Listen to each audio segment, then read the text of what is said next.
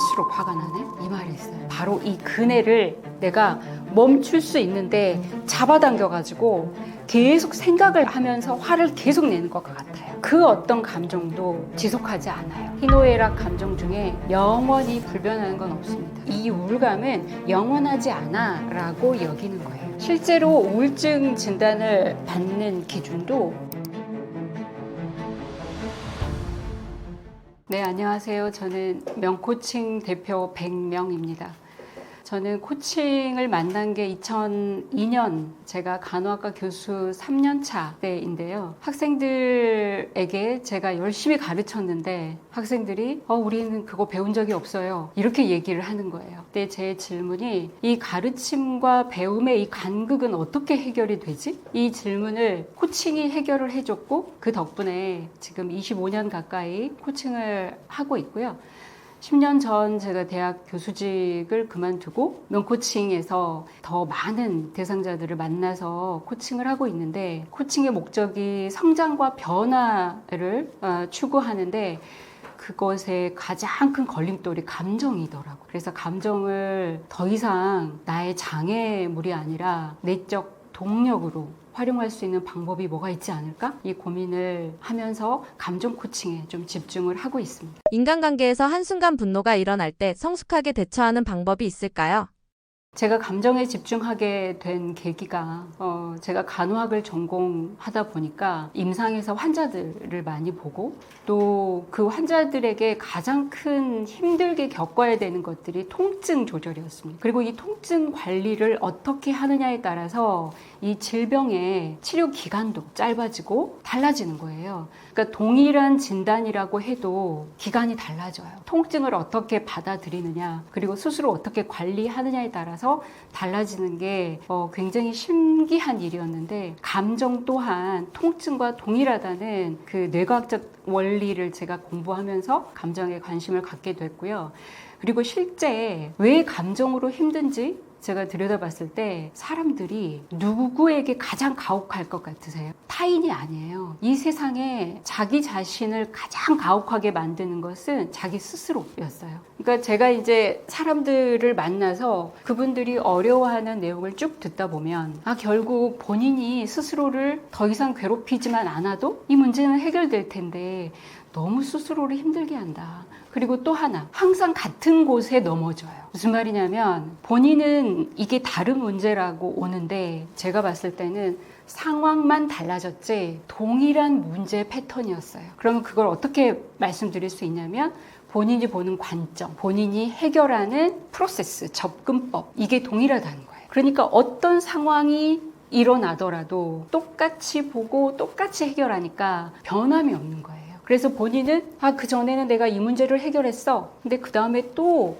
다른 문제가 오면 또 본인이 그것을 해결하지 못해서 누군가한테 의존해야 되고 또 어떻게 해결해야 될지 몰라서 고민하게 되는 그런 일이 일어나죠. 그래서 제가 늘 말씀드리는 것은 감정적인 고통은 뇌의 통증하고도 동일하다. 뇌에서 동일하게 인지합니다. 그래서 뇌에서 인지하는 그 부위가 같아요. ACC와 섬엽이라는 곳인데 그 부위에서 통증을 똑같이 느낀다는 거예요. 물리적인 통증이나 감정적인 통증. 가장 쉽게 이해하실 수 있는 예시가 플라시보 효과? 이건 이해하시죠? 네. 그래서 본인이 이걸 내가 취하면 괜찮아질 거야. 그러면은 특별히 거기에 해당하는 효능이 아니어도 본인이 효과를 느껴버리는 그런 것들로 예시를 들어드릴 수 있을 것 같아요.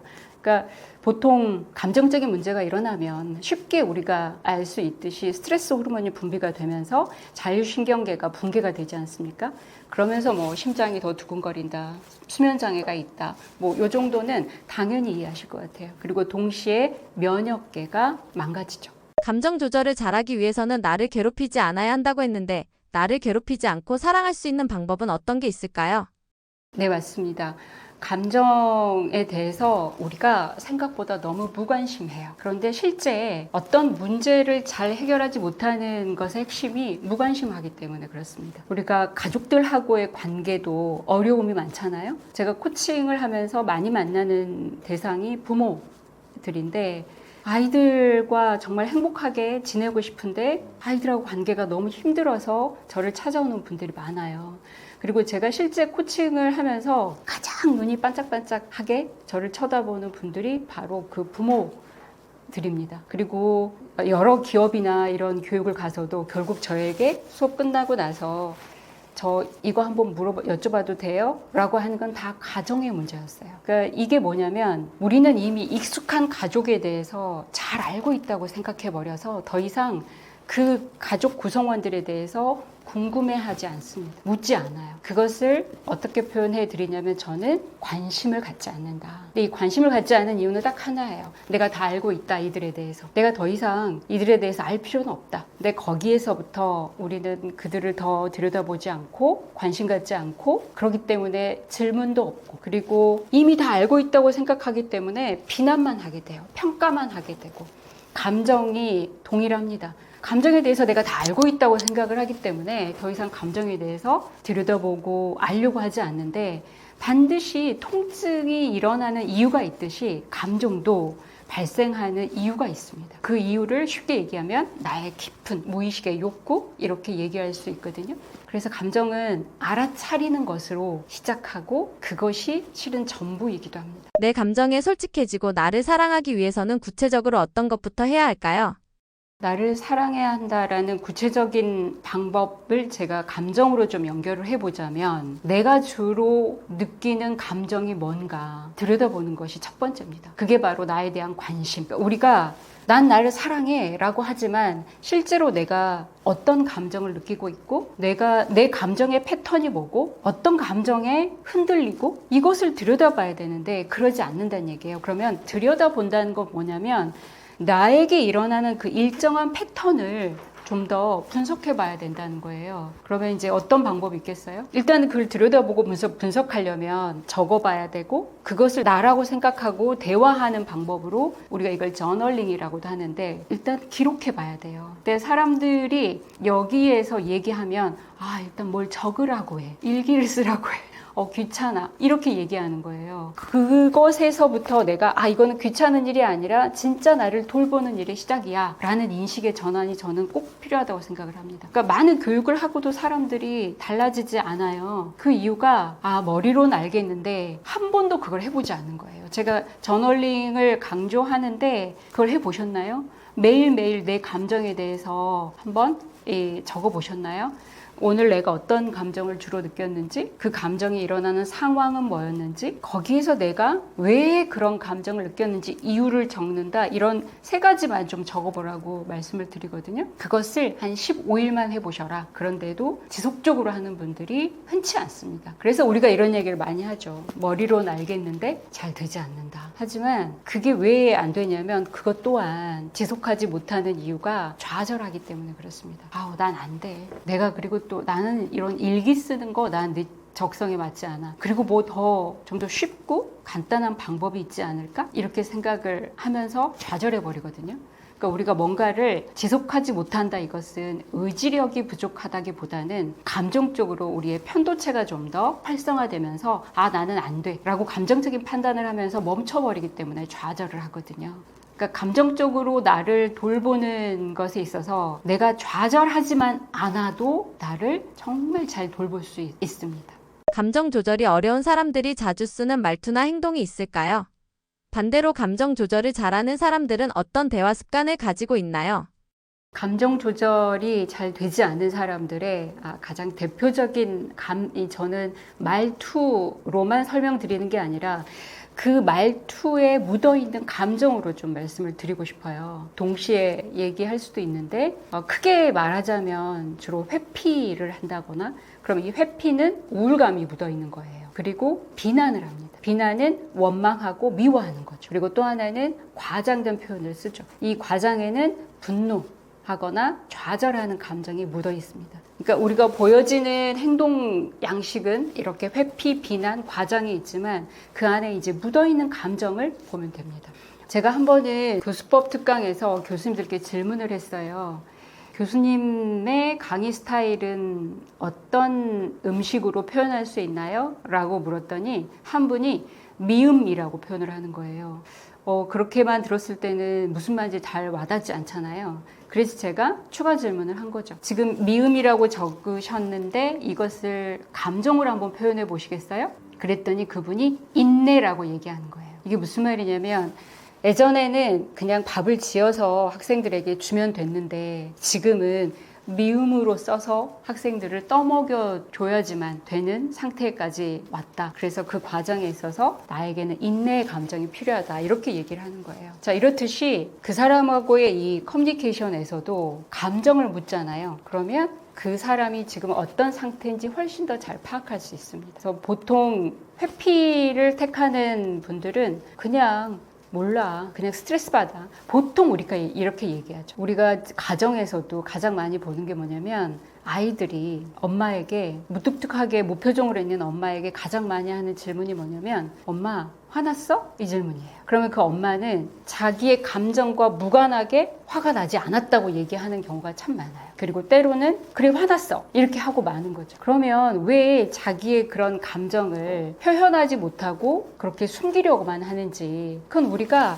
그런 식으로 학습돼 왔기 때문에 그래요. 그러면은 엄마에게 엄마 화났어? 라고 물어본 아이가 엄마가 그런 식으로 반응해요. 엄마 화나지 않았어. 빨리 들어가서 공부나 해. 이렇게 얘기를 들은 아이도 아 감정이라는 건 저렇게 숨기는 거야. 드러내지 않는 거야. 이렇게 학습을 하는 거거든요. 그래서 그럴 때는 아이에게 묻는 거예요. 어떤 게 엄마가 화나 보였는지. 아, 그런 게 엄마가 화나 보였구나. 실제로는 엄마가 좀 지쳐 있는데 아, 그렇게 화난 것처럼 보였어. 우리 누구 관찰력이 대단한 걸? 이렇게 알려주면 되거든요. 그럼 아이는 아, 감정이라는 것은 저렇게 자기가 느끼는 바를 그대로 표현하는 것이 감정을 다루는 방법이구나 이렇게 이해를 하게 되죠. 그래서 감정 표현이 이런 훈련이 안 돼 있는 분들이 그래서 회피 방식으로 몰라 스트레스 받아 라고 얘기하고 또는 주로 남을 원망하는 비난의 말을 하는 거죠. 그래서 화가 나도 내가 뭐 때문에 화가 났어 이렇게 얘기하는 게 아니라 너 때문에 화났지. 너가 그렇게 화를 나게 했잖아. 나는 원래 이렇게 화내는 사람이 아니야. 너가 나를 자극했기 때문에 이렇게 화를 내는 거야. 이렇게 얘기를 하는 거죠. 그리고 보통 이제 어떻게 표현을 해야 될지 구체적인 표현 방법을 잘 모르기 때문에 과장된 표현을 쓰죠. 극단적으로. 그런데 그렇게 극단적 표현을 쓰다 보면 이분법적인 표현을 쓰게 돼요. 그래서 우리가 가정에서 가장 많이 다투는 그리고 일상에서도 가장 많이 다투는 말이 뭐냐면 너는 맨날 늦더라 이런 거예요. 그러면 상대가 내가 언제 맨날 늦었어? 이런 거거든요. 그런 얘기도 너는 늘 그래. 넌 항상 그래. 이렇게 표현하다 보면 상대적으로 감정적으로 이 상대가 반응할 수밖에 없어요. 그래서 그런 표현을 주로 쓴다고 볼 수 있습니다. 그래서 감정 조절을 잘 하게 되면 자기의 감정이 어떠한지 표현을 굉장히 구체적으로 잘 합니다. 나는 내가 지금 좀 우울한 것 같은데 이게 어떤 이유에서 오는 건지를 잘 모르겠지만 좀 슬픈 것 같아. 그리고 아직 나를 내가 이해하지 못해서 조금 더 지켜봐야 되겠어. 이렇게 얘기를 하죠. 근데 보통 그게 되지 않은 분들은 난 그냥 우울증 같아. 이렇게 자기를 정의해버리고 단언해버리죠. 그래서 자기가 이런 감정을 느끼는 것에 대해서 이유가 뭔지 들여다보는 말을 하게 돼요. 그리고 모르면 모른다라고 얘기하게 됩니다. 그리고 난 좀 궁금해. 내가 어떨 때는 이런 감정을 느끼는데 또 어떨 때는 이런 감정을 느끼지 않더라고. 그래서 자기에게 늘 질문하죠. 그런 사람들. 그리고 그 안에 결국 들어가 보면 내가 어떤 욕구 때문에 이런 감정을 느끼는지를 연결을 합니다. 내가 굉장히 불안하다, 짜증이 난다 이럴 때도 내가 어떤 원인을 알지 못하는 어떤 상황에 닥치면 이렇게 불안하구나. 그러면서 짜증을 내는구나. 내가 어떤 상황을 통제하고 싶어 하는구나. 이런 것들입니다. 그러니까 본인이 왜 이 감정을 느끼는지 이유를 알려고 노력하는 거. 이게 바로 감정에 대해서 잘 이해하고 또 감정을 잘 다루는 사람들의 특징이라고 할 수 있습니다. 저는 이것을 감정 돌봄에 대한 루틴으로 하나 제가 만들었는데요. 리치라는 것입니다. 리치에서 R은 recognize, 감정 알아차림이고 E는 emphasize, 내 감정을 공감하기, 그리고 accept는 A, 그리고 C는 change, H는 heal이지만 이걸 저는 보다 더 강해지기라고 표현을 했습니다. 이 리치는 제가 여러 코칭 문제 해결 프로세스를 접하면서 감정 또한 이 문제를 해결하는 방법으로 접근하면 된다라고 해서 만들어낸 모델인데, 예를 들면 이렇습니다. 알아차려야 되잖아요, 감정을. 그러면은 나는 지금 우울감을 가지고 있구나 라고 알아차리는 거예요. 그러니까 여기에서 핵심은 나는 우울해가 아니에요. 나는 우울해 그래버리면 감정과 나를 동일시 해가지고 나는 우울한 인간이 돼버리는 거죠. 그럼 나는 우울한 인간으로 정체성이 딱 떨어지기 때문에 아무것도 할 수가 없어요. 그냥 우울한 채 있어야 돼요. 이 감정 알아차림은 뭐냐면 감정과 나를 분리해 보는 거예요. 나라는 사람과 감정을 표현하는 내가 따로 있는 거예요. 그래서 우울감을 가지고 있구나. 우울감은 이 감정이라는 것은 특징이 흐르는 거예요. 구름을 생각하시면 돼요. 흘러가요. 그리고 그네처럼 왔다 갔다 하다가 멈춰요. 그런데 그네는 가만히 두면 결국 멈추지만 다시 내가 잡아당겨서 밀면 다시 동력을 발휘해서 더 세게 밀어져요. 이게 뭐냐면 우리가 가장 많이 하는 말씀 중에 이런 게 있어요. 생각할수록 화가 나네? 이 말이 있어요. 바로 이 그네를 내가 멈출 수 있는데 잡아당겨가지고 계속 생각을 하면서 화를 계속 내는 것 같아요. 이렇게 보시면 돼요. 생각할수록 화가 나네 라는 말을 하는 나를 보면서 내가 그네를 또 잡아당겼네. 이제 그만두자. 결국은 그네는 멈출 거야 라는 것을 알면 너무 쉬워요. 우리가 이걸 알지 못하기 때문에 모든 감정은 영원할 거야 라는 인지 왜곡, 착각 때문에 괴로운 거예요. 그 어떤 감정도 지속하지 않아요. 이 세상에 지속되는 것이 없는 것과 같아요. 희노애락 감정 중에 영원히 불변하는 건 없습니다. 모든 건 다 일시적으로 변해요. 그리고 변해야 지루하지 않고 창조적이죠. 그러니까 나는 우울감을 지금 가지고 있지만 이 우울감은 영원하지 않아 라고 여기는 거예요. 실제로 우울증 진단을 받는 기준도 나는 이 감정이 오래될 거야 라고 생각하시는 분들, 그래서 6개월 이상 그 우울감을 가지고 있는 분들이 우울증의 진단을 받듯이 리커그나이즈, 나는 우울감을 가지고 있구나 라고 알아차리는 거예요. 그리고 나서 emphasize 해줘요. 그럴만해. 너 요즘 많이 지쳤잖아. 그래서 내가 아직 나를 이해하지 못한 슬픔의 감정을 느끼고 있네 라고 공감해주고, accept는 그런 나를 받아들여주는 거예요. 야, 그럴 수 있지. 그런 상황에서 어느 누구나 다 그럴 수 있어. 너만 그런 거 아니야. 이게 굉장한 큰 내가 이 감정을 품는다는 것은 내가 그 감정과 이제 거리를 두면서도 내 것으로 이제 받아들이는 거거든요. 그러니까 나와 동일시하지 않지만 이것을 더 이상 밀어내지 않는다는 거예요. 그리고 나서 이제 체인지 바꿔보는 거예요. 조금만 내가 걸어볼까? 아니면 음악을 들어볼까? 내가 이 감정을 계속 이렇게 어차피 감정은 지속되지 않는다고 했는데 조금 빨리 내가 이 감정을 바꿔볼까? 그리고 힐은 더 강해지기라고 제가 표현한 이유가 뭐냐면 그렇게 하다 보면 내가 이걸 할 수 있어서 너무 좋다. 너무 감사하다. 내가 걸었는데 지난번보다 무릎이 좀 덜 아픈 것 같아. 무릎 통증이 좀 더 줄어들었네. 너무 감사한데? 이런 식으로 표현할 수 있게 됩니다. 이게 제가 얘기하는 감정 돌봄 루틴, 이렇게 설명드릴 수 있습니다. 감정 조절이 어려운 사람들의 이유나 특징은 무엇일까요? 보통 그 감정 조절이 어려운 분들이 많이 쓰는 이 방어의 기제가 자기를 보호하려고 하는 그런 기제입니다. 그래서 그분들이 화를 잘 내기도 하고요. 그리고 회피하는, 연인인 경우에는 잠수를 타버리는 거죠. 그러니까 자기 자신을 보호하기 위해서 도망가는 거예요. 그러니까 직면하지 않는 거죠. 보통 화를 내는 사람들도 보면 나는 사실은 존중받고 싶어 라는 그 욕구가 숨어 있습니다. 존중받고 싶고 인정받고 싶고. 제가 코칭을 하면서 대상자분들에게 이야기를 쭉 듣다가 선생님은 그분께 굉장히 인정받고 싶고 존중받고 싶었던 건가 봐요. 제가 이렇게 얘기를 하면 울컥하면서 우시는 분들이 꽤 많습니다. 그러니까 결국은 자기의 그 인정의 욕구, 이것 때문에 다른 방법으로 표출이 되는데 그것을 연결을 짓지 못하기 때문에 자기 자신에게 너가 그렇게 인정받고 싶어서 그랬구나 라고 자기 자신을 타일러주고 자기 자신을 이렇게 좀 토닥거려주면 좋은데 겉으로 드러나는 감정으로만 나를 질책하고 자학하니까 이게 해결이 되지 않는 거예요. 그리고 이제 그런 분들이 대체적으로 유년 시절에 너 그렇게 얘기하면 안 되지. 너는 왜 그렇게 틀린 말을 해? 아니야. 그건 너 말이 틀렸어. 이런 얘기를 자주 들었다면 더 그렇죠. 그래서 나이가 들수록 난 이제 더 이상 틀린 말 하는 사람이 아니야. 난 어렸을 때는 그랬을지언정 난 지금은 그렇지 않아. 라고 자기를 드러내고 싶어 하죠. 잠수 타는 연인의 경우에도 결국은 내가 인정받지 못할 거야 라는 그런 학습된 무기력이 있습니다. 그래서 더 이상 상처받는 게 두렵기 때문에 도망가는 거고요. 그리고 또 한편으로는 그래 내가 다 잘못했어 라고 하면서 조그만한 일에도 자기 자신을 자책하면서 자기가 늘 부족하다 라고 생각을 하는 거죠. 이것을 이제 심리학으로 고정형 마인드셋을 지닌 사람이다 이렇게 표현하기도 합니다. 인정 욕구가 없는 사람은 없을 것 같은데 어떻게 통제할 수 있을까요?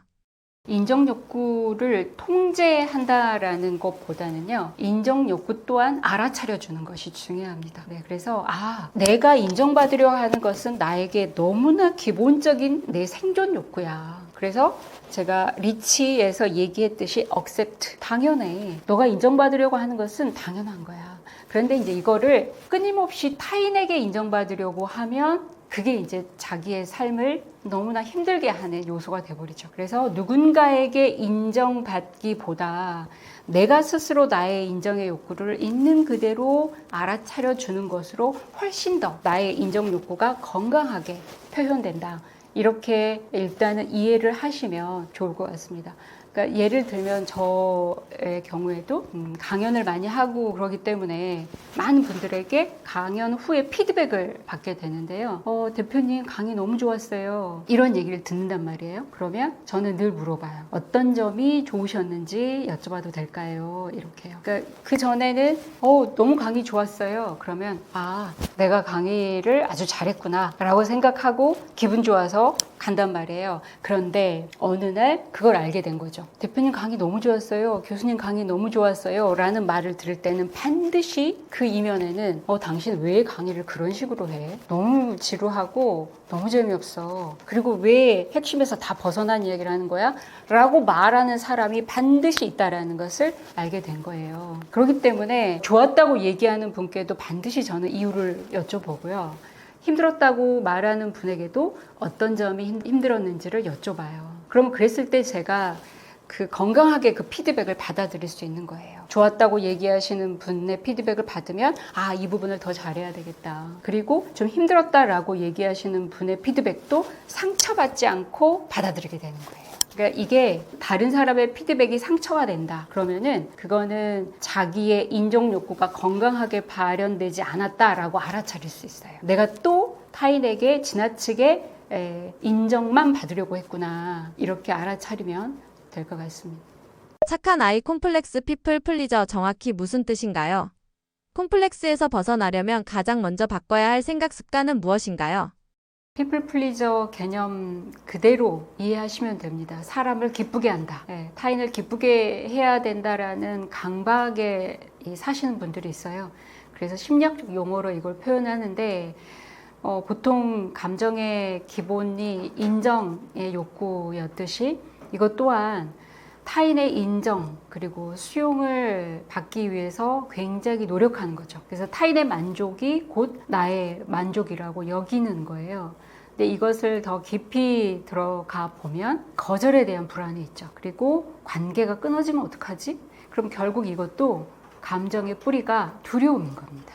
근데 보통 어떤 사람들이 이 피플 플리저가 되느냐라고 우리가 알아봤더니 유년기에서 신체적으로나 정서적인 학대 경험이 있는 사람들에게서 이런 현상이 드러났어요. 그리고 이 정서적 학대라는 건 뭐냐면 주로 경멸하거나 무시하거나 이런 것들이죠. 그리고 부모가 조건부 사랑을 할 때입니다. 그러니까 너는 이렇게 해야 돼? 100점 맞아야 내 딸이지, 내 아들이지. 그리고 넌 장남이잖아. 부모가 어떤 조건적인 사랑에 제한을 했을 때 여기에서 이제 이 아이들이 어떻게 하면 부모가 기뻐할까에만 초점을 두는 거죠. 우리 국내의 어떤 입시 환경이나 이런 것들로 봤을 때 우리 아이들이 이런 경우가 흔합니다. 그래서 제가 간호학과 교수로 재직할 때도 왜 간호학과 입학했느냐라고 했을 때 부모가 가라고 해서 이 대답이 참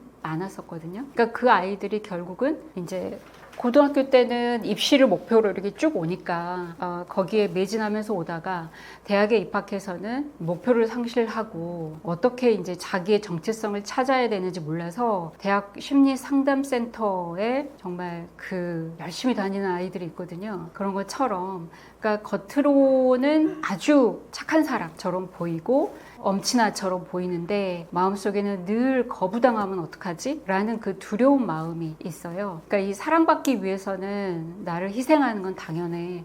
그러니까 이제 이들이 가지고 있는 이제 힘든 점이 뭐냐면 자기가 지쳐가는 걸 모르는 거예요. 끊임없이 상대의 눈빛과 상대의 욕구에만 충실히 바라보다 보니까 내가 지금 현재 어떤 상태인지, 내 감정이 어떤지, 내가 무엇을 바라는지 이걸 잘 알지 못하죠. 그래서 어떻게 보면 이제 이미지로 나를 사는 거예요. 나는 이런 사람이어야 돼. 이런 특징을 가지고 있죠. 보통 이제 그 피플 플리저에서 그러면 어떻게 할 수 있느냐 이렇게 자주 물으시는데 거절당한다? 이 개념을 다시 재정의할 필요가 있습니다. 그러니까 실패에 대한 것도 우리는 사회적으로 실패 그러면은 나고자 이런 개념을 가지고 있는 것을 우리가 재정의해야 된다라고 말씀을 많이 하듯이 거절에 대해서도 이 사람이 나에 대해서 아니야 그렇게 하면 안 돼 라고 거절을 해도 그 거절은 나라는 존재 자체를 거부하는 게 아니라 그 상황에서 그렇게 하면 안 돼 라고 말하는 것이라고 인식하는 것이 중요합니다. 보통 이것을 착한 아이 컴플렉스 이렇게 이해하셔도 좋습니다. 그래서 이들은 부모에게도 늘 내가 부모의 뜻대로 못하면 어떡하지? 이런 걱정과 불안이 있죠. 그래서 보통 부모들에게도 제가 대학을 부모님께서 원하시는 대학을 가지 못해서 죄송해요. 이렇게 얘기를 한단 말이에요. 그러니까 이게 어떤 명문대여도 우리나라는 아무래도 이 경쟁 사회여서 이 대학도 그레이드가 나눠져 있잖아요. 그러니까 어떤 곳을 가든 탑이 아니면 늘 자기가 부족하다라고 여겨요. 그래서 내가 이 탑까지 찍어야 되는데 가지 못했다라는 부족함을 늘 느끼기 때문에 그것을 부모에 대한 죄책감으로 연결을 합니다. 그래서 더 이상 내가 거절당하면 안 돼 라고 하기 때문에 끊임없이 상대에 대해서 인정받기 위해서는 절대로 거절당하지 않아야 돼 라고 하기 때문에 상대가 조금만 부정을 해도 내 존재 자체가 거절당하는 게 아니야 라고 생각하는 거죠. 이것이 자동적 사고로 일어나 버립니다. 어렸을 때 부모님과의 경험 때문에 착한 아이 콤플렉스가 생기는 걸까요? 부모님의 끊임없는 어떤 이 감정을 우선시하기보다는 보여지는 성과, 결과에 부모들이 좀 더 집착하기 때문에 그렇죠. 그러니까 대체적으로 이런 부모의 양육 환경이 뭐냐면 아이가 부정적 감정을 표현하잖아요. 그러면 그만 울고 네 방에 올라가 이 얘기입니다. 안 돼. 그렇게 울면 안 돼. 그리고 아무것도 아니야. 무서워하지 마. 이런 식으로 표현하게 되죠. 제가 코칭했던 사례의 경우에도 그 부모 같은 경우에는 아이 앞에서 다투는 모습조차 보이지 않을 정도로 굉장히 아이의 이 환경을, 정서적인 환경을 중요하게 여기는 분이셨어요. 근데 오롯이 하나 안 되는 게 뭐냐면 아이의 감정을 전부 다 들어주지 않은 거예요. 그래서 아이가 조금 힘들어하면 뭘 그런 걸 가지고 힘들어하니? 아이가 좀 저녁에 잠들지 못하고 불안해하면 왜 아무것도 아닌 거 가지고 그렇게 불안해하고 보이지도 않은 걸 그렇게 두려워하냐? 그래서 아이가 울면 무조건 방에 올라가. 이게 그분들의 말이었어요. 그러니까 이 친구가 정말 그 아주 제대로 된 환경에서 잘 자랐다고 여겼는데 나중에 20대가 돼서 폭음을 하는 거예요, 본인이. 그래서 내가 왜 이렇게 폭음을 하고 이 필름이 끊길 정도로 술을 마시면서 가끔 이렇게 힘들어할까라고 자기가 그 이유에 대해서 잘 알지 못했는데 그 술을 마시게 되면 자기가 정말 한 번도 경험하지 못한 아주 극도의 우울함이나 슬픔으로 젖어들게 되니까 술을 먹는 걸로 그 슬픔의 과정을 겪는 거예요. 혼자서 몰래. 그럼 이제 어떻게 되느냐? 그러고 나서 그 다음날 엄청난 죄책감과 자책을 하는 거죠. 그러니까 이 친구들의 특징이 뭐냐면 내가 부정적인 감정을 보이거나 슬퍼하거나 우울해하는 것을 아무에게도 들키지 않아야 돼. 그러니까 이들의 삶은 들키지 않는 삶을 살아야 되는 거기 때문에 끊임없이 자기 자신을 속이죠. 다른 사람을 실망시키지 않으면서도 나를 지킬 수 있는 대화법이 있나요? 이걸 한마디로 말씀드리면 저는 긍정적 단호함이라고 말씀드릴게요. 단호하셔야 되는데 이 안에 감정은 긍정성을 지녀야 돼요. 그러니까 단호함에 비난하거나 평가하거나 어떤 미움, 원망이 들어있는 게 아니라 긍정적 단호함은 뭐냐면 그야말로 나를 지키고 너를 지키는 방법입니다. 그래서 거절해야 되는 상황에 있어서 거절하시면 돼요. 근데 어렵잖아요. 근데 거절할 때 감정을 먼저 말하면 돼요. 감정을 먼저 말하고 거절하는 거예요. 그러니까 됐어, 싫어 라고 거절하는 이전에 감정을 먼저 말해요. 나한테 그런 부탁을 해줘서 기뻐. 내가 그렇게 너에게 도움을 줄 수 있는 사람이었구나. 고마워. 나도 돕고 싶어. 그런데 이번 주는 일정이 어쩌지? 꽉 차버렸어. 그래서 어려울 것 같은데? 그러니까 거절이 어려울 때는요. 나는 그게 안 돼 라는 말이 차마 나오지 않아서 거절이 안 되는 거거든요. 그러면 먼저 긍정적인 감정을 먼저 얘기하는 거예요. 나에게 이런 제안을 해주다니 사실 고마운 거잖아요. 그래서 내가 나에게 그런 부탁을 해줘서 기쁜 걸, 나를 신뢰해줘서 너무 좋은 걸 라고 긍정적 감정을 먼저 이야기하고 단호하게 거절하는 거예요. 난 근데 이번 주는 어려워. 내가 이걸 해야 되거든. 그래서 이걸 긍정적 단호함이라고 이해를 하시면 돼요. 그리고 나서 대안을 또 제시할 수 있어요. 나는 이번 주는 어려운데 다음 주는 할 수 있겠어. 그리고 방금 너가 부탁한 거는 좀 시간이 많이 걸리잖아. 좀 더 짧게 시간이 소요되는 일은 내가 해줄 수 있을 것 같아. 내가 한 반나절 정도는 할 수 있을 것 같아. 그래서 길지 않아야 돼요. 단호하게 거절하려면 짧게. 단호하다라는 말은 짧은 거예요. 짧아야 돼요. 어쩌지? 미안해. 이번에는 어렵겠어. 자, 여기에 긍정적 감정을 담는 거예요. 그러니까 이 단호함에는 감정을 반드시 긍정성으로 담아라. 왜? 당연함이에요. 내가 이건 할 수 없어 라고 당연하게 말하는 거예요. 여기에 그 어떤 미안함이나 나한테 왜 이런 것까지 부탁해 라는 원망이나 미움이나 이런 여러 감정이 없어야 돼요. 그냥 당연하게 나를 위해서 내가 이것은 내 표현을 하는 거야. 내 상황을 내가 있는 그대로 얘기하는 거야 라고 당연하게 얘기하는 거예요. 그래서 그렇게 내가 거절을 못했을 때 내가 왜 거절을 못했지? 내가 어떤 감정 때문에 거절을 못했지? 라고 적어보십시오. 내가 예를 들어서 이번에 거절을 못했어요. 그래서 어쩔 수 없이 해야 돼요. 그럼 후회하고 자책하면서 자기 자신을 괴롭히지 마시고 내가 왜 거절하지 못했지? 그 감정이 뭐지?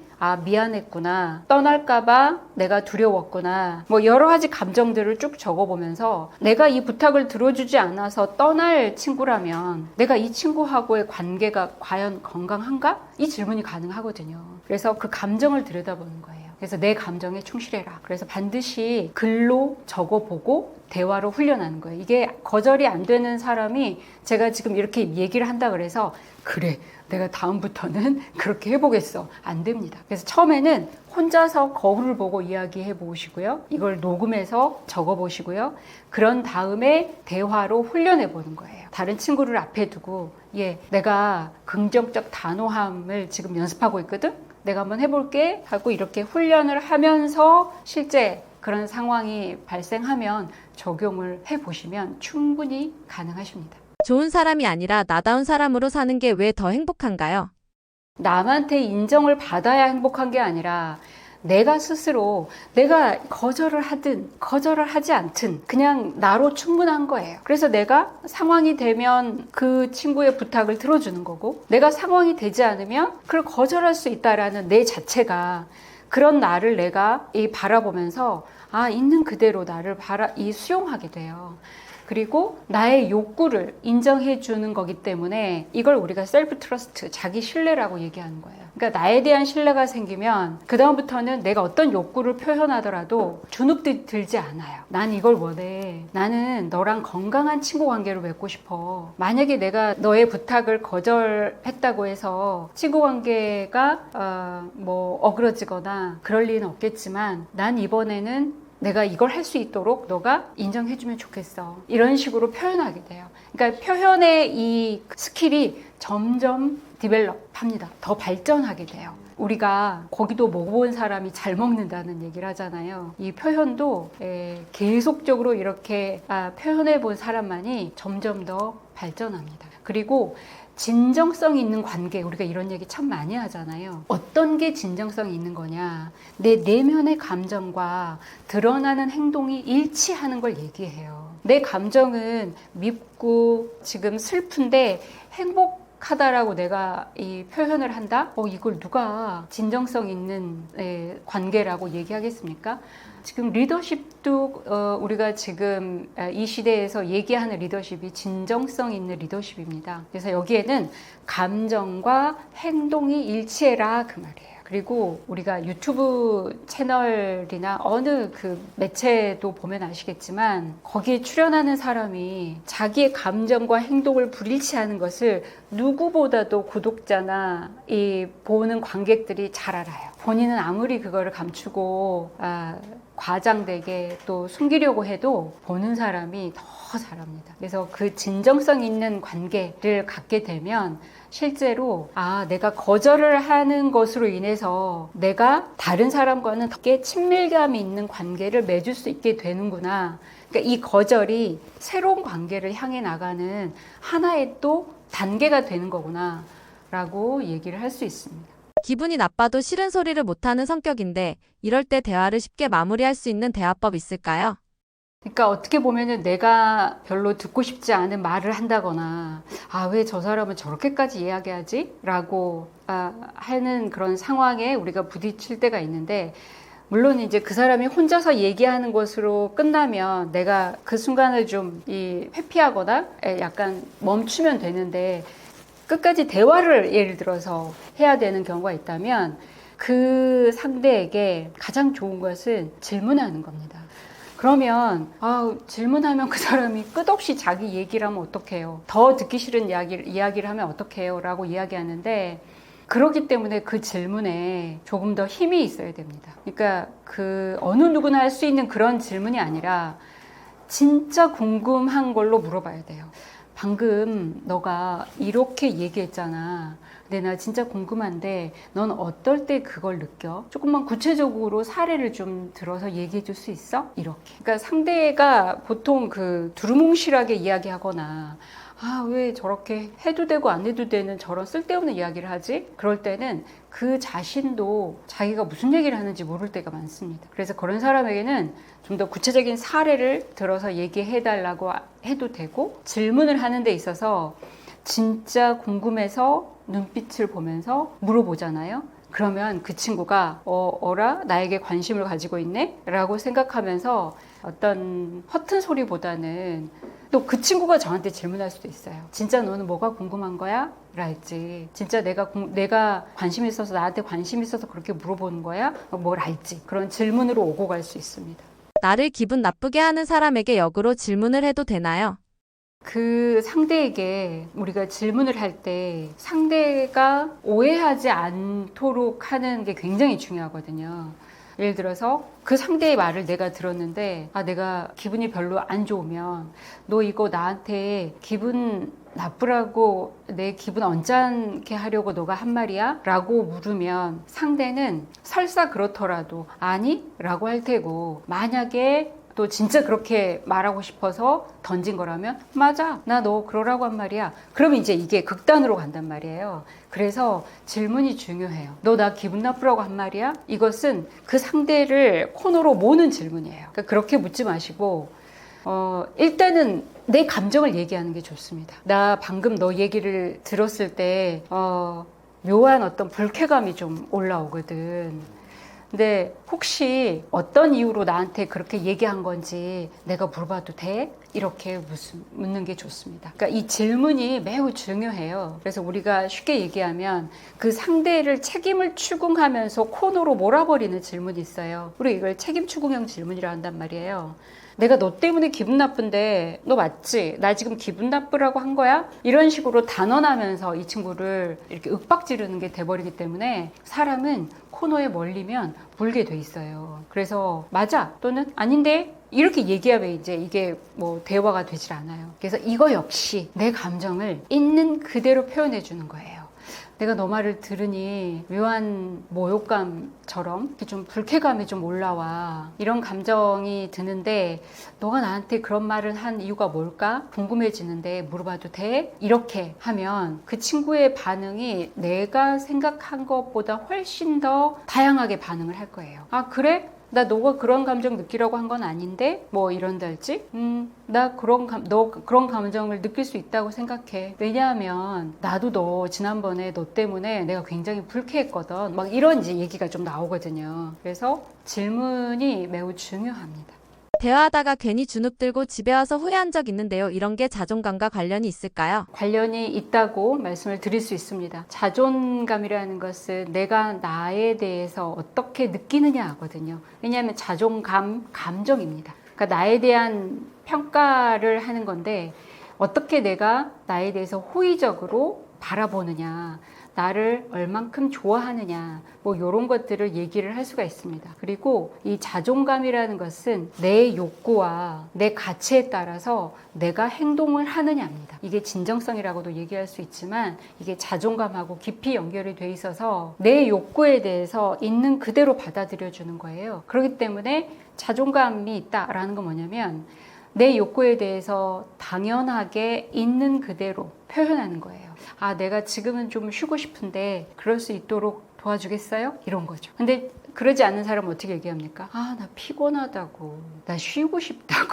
이렇게 얘기하는 거예요. 그런데 그렇게 말하는 게 아니라 아, 내가 잠깐 쉬었다가 이야기하면 좋을 것 같은데 왜냐하면 내가 좀 오늘 많이 지치거든. 내가 오늘 일을 좀 많이 해가지고. 그래서 자기가 어떤 상태인지 자기의 욕구가 어떤지를 상대에게 그야말로 순수하게 요구하는 게 아니라. 그리고 또 자존감이라는 것은 객관적인 지표에 흔들리지 않고 자기 자신의 가치를 스스로 입증하는 거예요. 그래서 학생들에게도 제가 얘기하는 게 이력서가 있고 자기소개서가 있잖아요. 그러면 이력서와 자기소개서는 달라야 돼요. 이력서는 객관적인 지표들을 다 적는 거라면 자기소개서는 나의 객관적인 지표가 A지만 그럼에도 불구하고 나는 어떤 가치가 있는 사람이에요 라고 입증하면 되거든요. 그래서 그런 거를 저는 자존감으로 말씀을 드리고 싶습니다. 그리고 쉽게 얘기하면 우리가 자존감이 높은 사람이 있고 낮은 사람이 있는 게 아니라 자존감, 감정은 흐르는 거라고 했기 때문에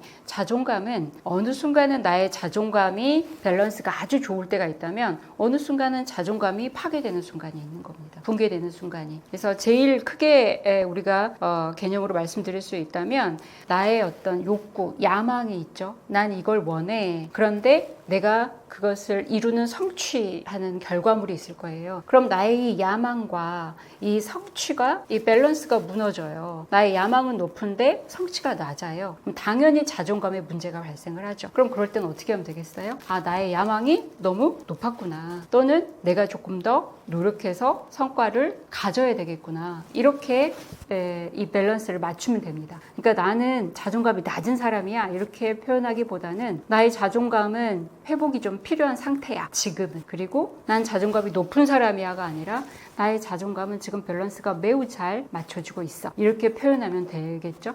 자존감이 높은 사람들은 대화에서 어떤 모습이 눈에 띄나요?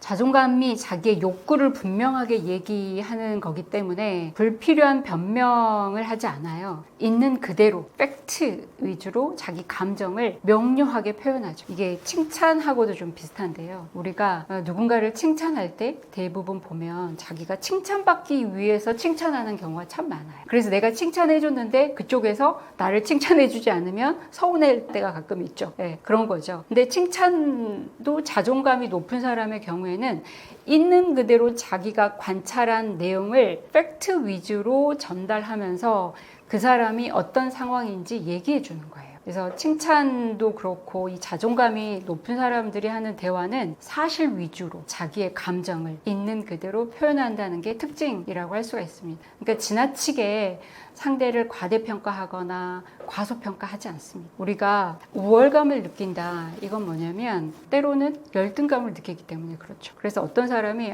저는 너무 열등감이 심해요 라는 사람은 어떤 경우에는 지나치게 우월감을 갖는 것과 마찬가지입니다. 사실 위주의 팩트 기반에 있는 그대로 관찰한 내용을 말하고 거기에 자기의 느낌을 그대로 표현하면 됩니다. 그래서 자존감을 지키는 이 질문이라는 걸 제가 만들기도 했는데요. 누군가가 어떤 질문을 하면 자기도 모르게 부지불식간에 대답하고 나서 후회하는 경우가 굉장히 많습니다. 저에게도 그런 이야기를 많이 하거든요. 내가 그렇게 대답하면 안 되는데, 그리고 그 사람이 묻는 게 뻔히 속내가 보였는데 내가 물으니까 아무 생각 없이 대답해가지고 너무 속상하다고 하는 경우가 있어요. 왜냐면 우리는 본능적으로 누가 물으면 답하게 돼 있거든요.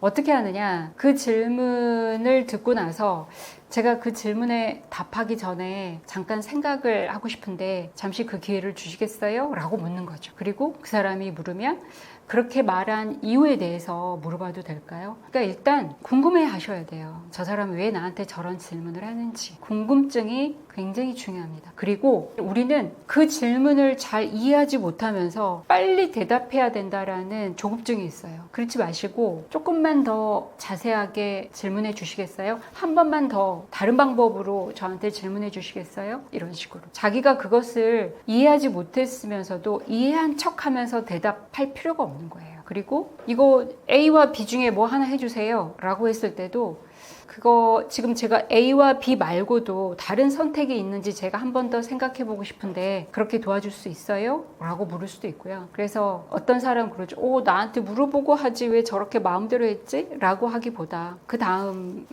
다음에도 이런 상황이 발생한다면 나에게 먼저 물어봐 줄 수 있겠어요? 자, 이거 똑같죠. 다음부터 나한테 물어봐. 나한테 말하고 해.가 아니라 이거 역시 질문 형태로 이렇게 충분히 대화할 수 있는 거죠. 반대로 자존감이 높은 사람들이 절대 안 하는 행동이나 대화법이 있다면 무엇인가요? 반대로 이 자존감이 높은 사람들이 절대 안 하는 행동이나 대화법은 확대 해석하거나 추측이나 판단하지 않습니다. 그러니까 이게 우리가 모든 게 다 과대평가, 과소평가, 그리고 추측, 해석 이런 것 때문에 질문하지 않거든요. 그래서 이 관찰하고 제가 이 호기심이 핵심이다라고 이야기를 하는데 관찰을 그래서 저는 훈련을 하게 도와드리거든요. 근데 보통 사람들이 이 상황에서 관찰을 하고 오세요 라고 제가 이렇게 제안을 하고 그 다음 회차에서 프로그램을 진행을 하면 대부분 관찰을 하고 오시는 게 아니라 감시를 하고 오세요. 그래서 이 관찰과 감시의 차이는 뭐냐면 관찰은 진짜 내가 모르기 때문에 제대로 들여다봐야지가 관찰이고 감시는 분명히 이럴 거야. 내 생각이 맞는 걸 내가 입증하겠어 라는 마인드로 보는 게 감시거든요. 그러니까 이게 자기의 이 선입견이나 이런 그 스키마나 이런 것들이 다 동시에 작용하기 때문에 굉장히 잘 들여다보지 않으면 관찰하고 있는 것 같지만 감시해버릴 때가 참 많습니다. 그래서 자존감이 높은 사람들은 질문을 하죠. 왜 그랬느냐? 그리고 내가 이렇게 지켜봤는데 당신이 그렇게 행동한 이유가 있다면 뭐가 있느냐. 그러니까 어찌 보면 이걸 이제 저는 겸손이라고 얘기할 수도 있을 것 같은데 내가 다 알지 못한다. 그래서 내가 더 알아야 할 게 뭘까? 라고 묻는 거죠. 보통 대화법에서 제가 이제 질문을 얘기를 하면서 예시를 들어드리는 게 뭐냐면 우리는 보통 이렇게 질문을 하는 거예요. 난 왜 이렇게 우울할까? 이거는 질문의 형태이긴 하지만 자책하는 질문이거든요. 근데 이거를 이제 발전적인 질문으로 교체할 수 있습니다. 나는 이런 감정을 겪고 있는데 이 감정은 나에게 지금 어떤 신호를 보내는 거지? 감정은 시그널이거든요. 나에게 보내는 신호. 그리고 나는 왜 매번 실수할까? 라는 질문도 역시 비난, 자기 스스로 자책하는 질문이잖아요. 근데 이걸 바꿔보는 거죠. 만약에 다른 사람이 나처럼 이렇게 실수한다면 그땐 나는 그 사람에게 어떤 말을 해줄 수 있지? 라고 질문을 아예 전환해 보는 거죠. 난 이렇게 맨날 힘들까? 라는 질문보다는 내가 이 상황에서도 불구하고 작은 작은 한 걸음을 내딛는다면 뭐가 있을까? 어떤 게 나한테 도움이 될까? 우리 그 부모님들 같은 경우에도 제 아이는 친구가 없어요. 내 아이는 왜 친구가 없을까요? 자, 이렇게 묻는 질문에는 어떤 긍정적 해결법을 찾아가는 질문이기보다는 한탄과 여기에서 좌절하는 그런 감정이 더 묻어나 버리는 거예요. 근데 이것을 어떻게 하면 내 아이가 좀 더 사랑스럽고 또 행복하다고 느끼게 살 수 있을까? 라고 물으면 이 질문에 대해서는 답을 하고 싶은 그런 마음이 들잖아요. 그러니까 질문의 형태가 중요한 게 아니라 질문에 묻어있는 감정이 중요하다는 거. 네, 이것을 좀 제가 강조하고 싶습니다. 저는 이 질문이 굉장한 힘을 가지고 있다고 생각을 하거든요. 그래서 제가 그 학생들 상담을 할 때 아무래도 학생들하고 이렇게 강의를 많이 하다 보니까 상담을 할 때도 제가 강의를 하고 있는 거예요. 상담은 들어주는 건데 누구보다도 제가 경청이 중요하다는 걸 알고 있지만 상담을 하게 되면 제가 막 답을 주고 싶은 거예요. 그래서 제가 어떤 방법을 선택했냐면 학생들에게 제가 토킹 스틱이라고 그래서 가운데 이런 물병 같은 걸 하나 둬요. 이렇게 둬서 누구야, 내가 오늘 상담을 너랑 30분 동안 해야 되는데 내 이야기가 길어지면 너의 이야기를 들을 수가 없어. 그래서 이걸 내가 가운데 둘 테니까 내 이야기가 너무 길어지면 이걸 너 앞으로 이렇게 가져다 줘. 그럼 내가 내 말을 멈추고 너 이야기를 더 들을게. 그러니까 이게 바로 자각 도구거든요. 감정 알아차리기 제가 말씀을 드렸는데 알아차리는 도구가 그래서 중요한 것입니다. 학생들에게 제가 이걸 제안했을 때 처음에 학생들이 교수 앞에서 이렇게 할 수 있을까? 하는 생각이 들지만 합니다. 그래서 학생들이 나중에 교수님 제가 이걸 왜 했냐면 교수님 말씀도 너무 듣고 싶지만 저 오늘 교수님께 꼭 이 말씀은 드리고 싶었거든요. 이 얘기를 해요.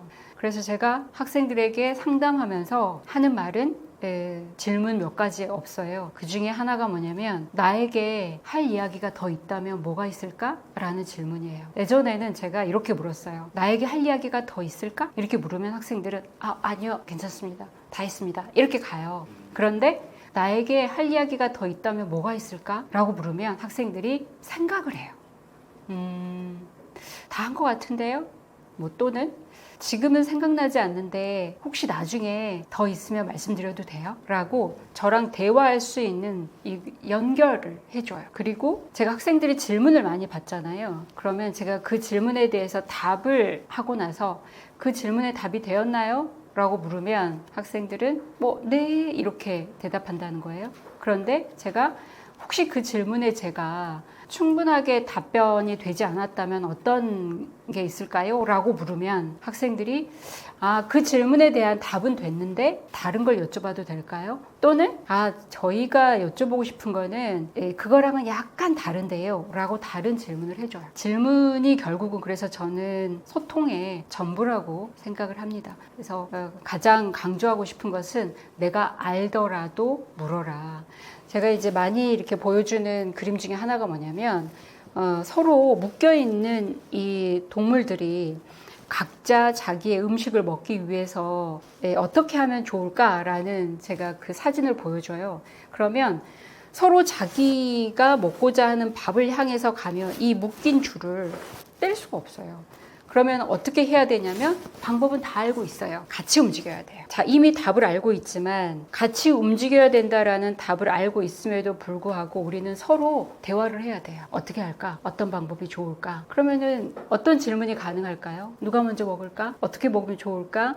이런 질문도 가능한데 제가 한 초등학교 학생들에게 그걸 보여주고 어떤 질문이 가능할까라고 물었더니 한 친구가 이런 대답을 했어요. 너 배 많이 고파? 라고 묻겠대요. 네, 질문은 그런 겁니다. 그래서 어떤 질문이 가능할까도 우리는 질문하면 됩니다. 제가 오늘 질문에 대해서 이야기를 많이 드렸을 때 어떻게 질문하라는 거지? 그것도 물으면 됩니다. 내가 어떻게 질문해야 될까라고 물으면 우리 안에 충분히 그런 질문의 힘이 발현이 될 것이라고 생각이 듭니다. 수치심이 자존감을 무너뜨린다고 하던데 왜 그런가요? 혹시 거절을 못하는 것도 자존감과 관련이 있나요? 우리가 자존감이 손상됐다라고 말을 할 때는 수치심이 폭발해서 그렇고요. 이 수치심이 폭발을 하면 공격성이 커집니다. 그래서 우리가 자존감의 붕괴가 이러면 화를 내는 경우가 바로 그렇거든요. 우리에게 가장 받아들이기 힘든 감정이 바로 이 수치심입니다. 그러니까 즉, 이 수치심이 드러나지 않기 위해서 굉장히 노력을 하죠. 왜냐하면 내가 스스로 받아들이기 어렵기 때문에 누구에게 드러나는 것도 원치 않아요. 그래서 많이 숨기려고 합니다. 그러다 보니까 이 수치심을 느끼면 남을 탓해요. 또는 나를 탓해요. 그래서 분노하거나 나를 탓하면서 자기 혐오에 빠지면서 우울하게 돼요. 그러면서 이게 결과적으로는 분노나 우울함으로 이렇게 표출되는 거예요. 그러니까 분노하고 우울하는 게 근원에는 수치심이라는 걸 모를 때가 굉장히 많습니다. 그래서 이 수치심하고 이 자존감하고는 굉장히 큰 관련이 있고요. 보통 상대가 누군가를 조정하려고 했을 때 사용하는 감정이 바로 수치심입니다. 네가 뭘 한다 그래? 너 결혼은 언제 할래? 넌 애 엄마가 돼가지고 왜 그것도 몰라?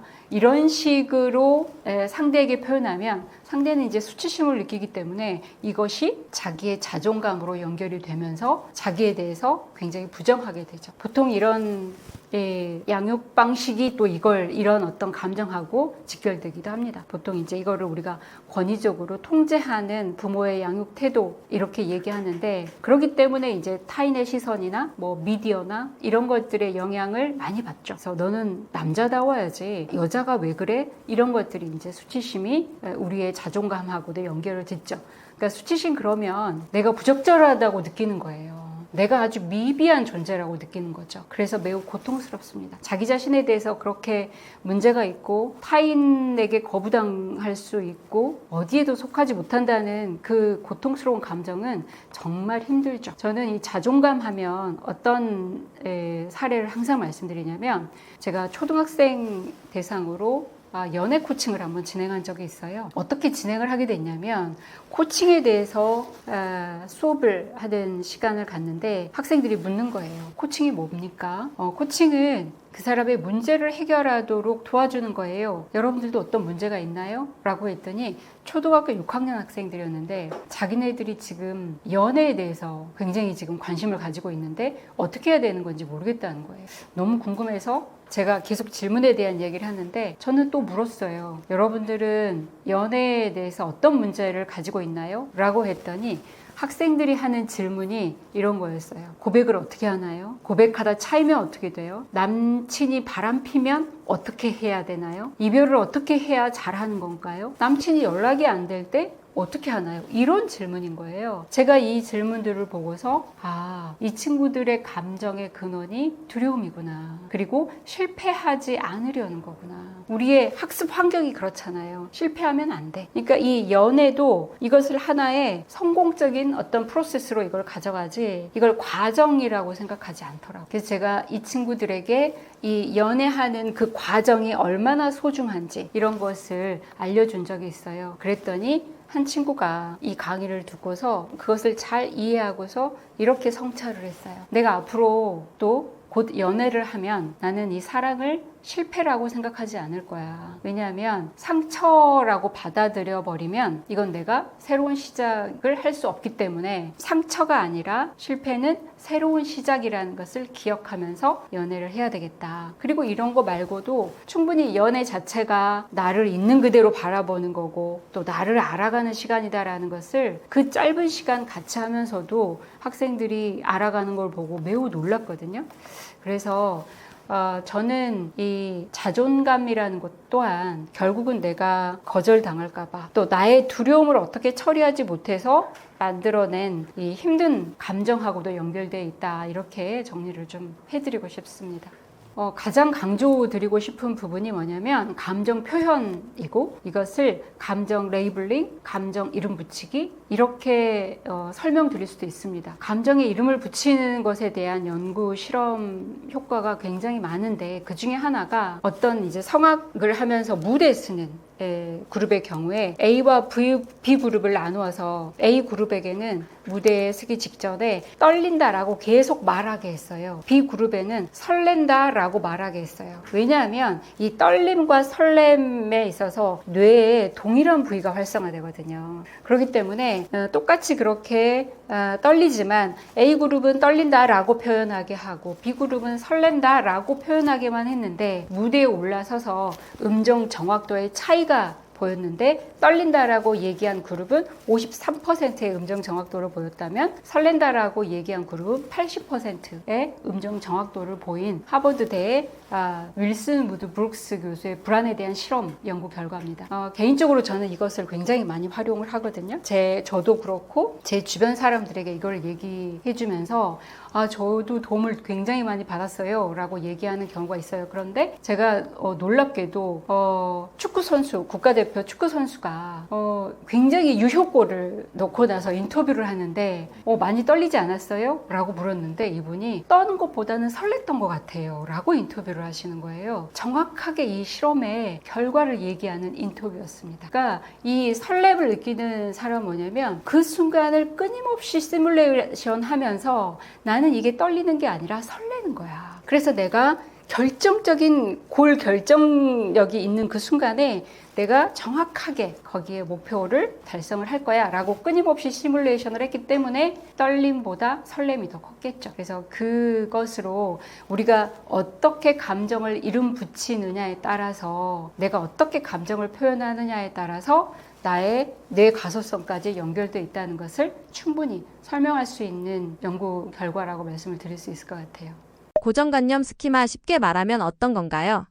쉽게 말하면 스키마는 나의 핵심 믿음입니다. 그리고 나의 인지적 틀, 액자 같은. 그럼 이런 인지적 틀이 어떻게 생기냐면 내가 그동안에 가져왔던 경험들, 그리고 나의 지식, 내가 형성했던 정보 이런 것들이 있는데 이게 나의 디폴트 세팅 값으로 고정되어 있는 거예요. 그래서 어떤 걸 보더라도 그 틀로 해석을 하는 거죠. 그래서 우리가 보면 동일한 사건을 해석하는데도 사람마다 달라요. 이게 그 사람마다 가지고 있는 핵심 믿음 때문에 그렇습니다. 그래서 이 스키마로 인해서 세상을 어떻게 보느냐, 나를 어떻게 보느냐, 미래를 어떻게 보느냐가 달라져요. 그래서 어떤 사람은 이 세상은 너무 아름다운 사람들로 가득 차 있어 라고 생각하는 거죠. 그런데 어떤 사람은 아니야, 아주 그냥 나쁜 범죄 조직들이지, 이게 무슨 아름다운 세상이야, 만만치 않아, 정신 바짝 차리고 살아야 돼, 이렇게 얘기하는 사람이 있는 거죠. 나라는 것도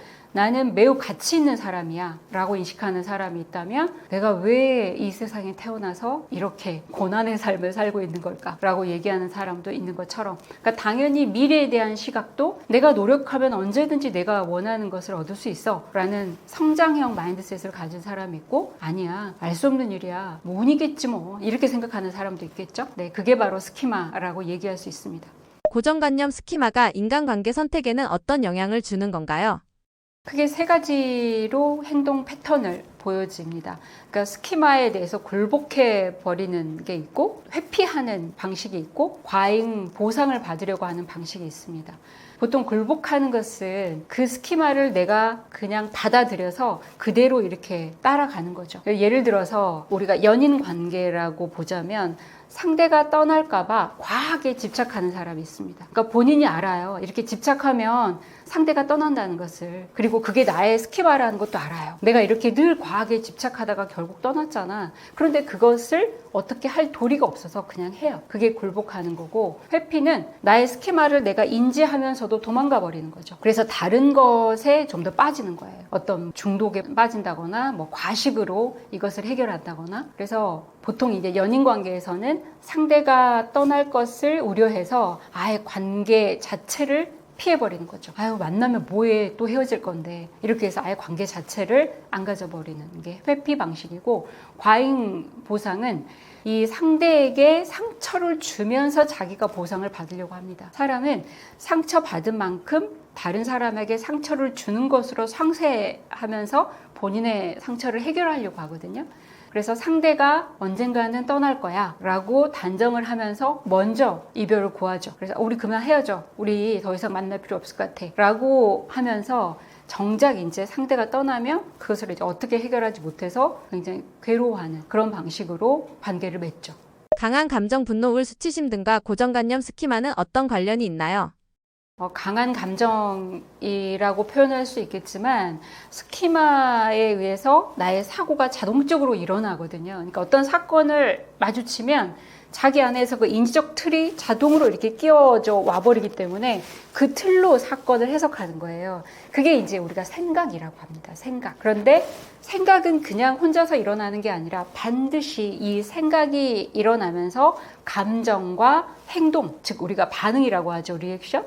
그 리액션을 일으키거든요. 그러니까 이제 이 감정이나 행동이 어떻게 해서 일어나냐면 나의 주관적인 해석, 평가, 판단으로 일어나죠. 그래서 스키마에 의한 자동적 사고 이렇게 표현할 수 있는데 이 대표적인 감정으로는 우울, 그리고 두려움, 그리고 분노 이 세 가지 감정이 있습니다.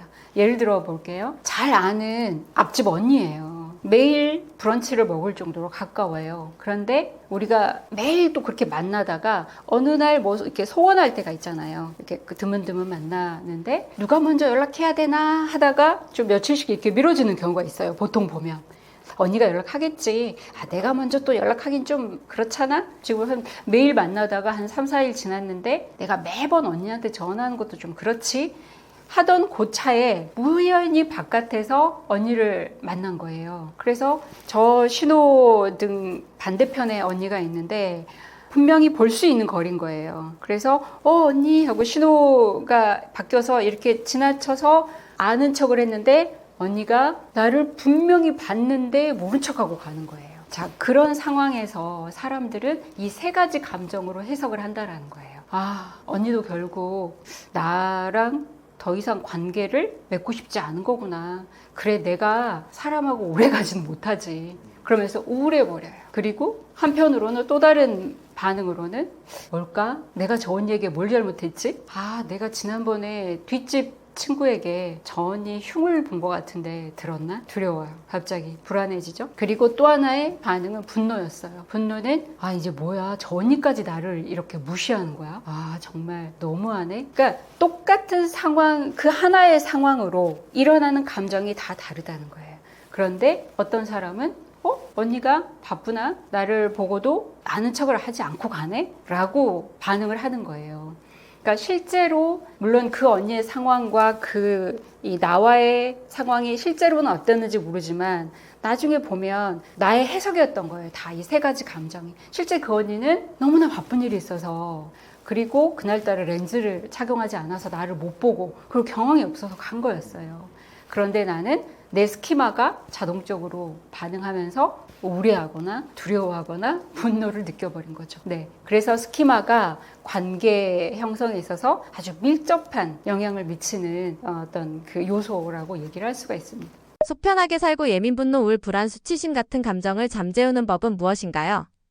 제가 이 얘기를 할 때마다 accept라는 얘기를 하는데 이거 역시 그거 말이 너무나 멋진 말인데 쉽지 않아요 라고 얘기할 수 있습니다만은 이게 진리라는 게 원래 그렇지 않습니까? 그래서 이 수용이라는 것을 잘 해석해 보면 이렇게 말씀드릴 수 있어요. 내가 받아들일 수 있는 것만 받아들이는 게 수용이 아니라 그 어떤 것이 오든지 나에게 의미 있는 선물과도 같다 라고 받아들이는 게 수용이거든요. 그리고 어떤 일이 일어날 때마다 내가 모든 것을 알고 있다 라고 생각하면 이게 내 통제 하에서 제대로 내가 예측하는 만큼만 변화해야 된다라고 여기기 때문에 힘들 거거든요. 그런데 그 어떤 일이 일어나도 이것은 나를 위한 변화다. 그리고 지금 일어나는 이 일이 결과적으로 어떤 일이 일어난다라고 내가 다 알고 있지 않다. 이것을 알게 되면 이게 진정한 수용이 되거든요. 이것을 저는 이제 수용이라는 개념에서 서렌더, 내맡김으로도 표현을 합니다. 그래서 이 서렌더는 항복이라고 해석할 수 있지만 이게 우리나라의 이 언어로 항복 그래버리면 뭔가 무기력한 느낌이 들거든요. 그래서 그냥 서렌더. 이 서렌더는 허용하다에 굉장히 확장된 개념이에요. 그래서 내가 힘들 때마다 표현해 보는 거예요. 나는 이 상황을 서렌더한다.